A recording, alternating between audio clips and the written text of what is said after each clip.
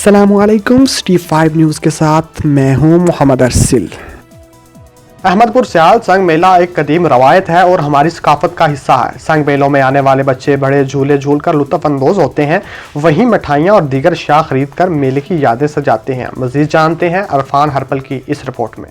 جی بالکل، احمد پور سیال سنگ میلہ ایک قدیم روایت اور ہماری ثقافت کا حصہ ہے۔ سنگ میلہ کسی بھی قوم کا معاشرتی زندگی کا آئینہ دار ہے۔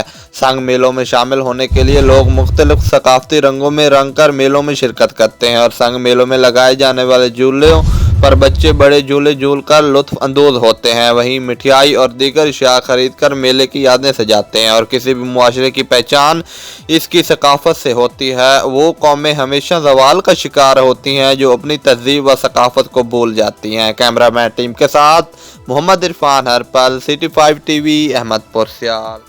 باخبر رہنے کے لیے ہمارا پیج ضرور لائک کریں۔ محمد ارسل کو اجازت دیجیے، اللہ نگہبان۔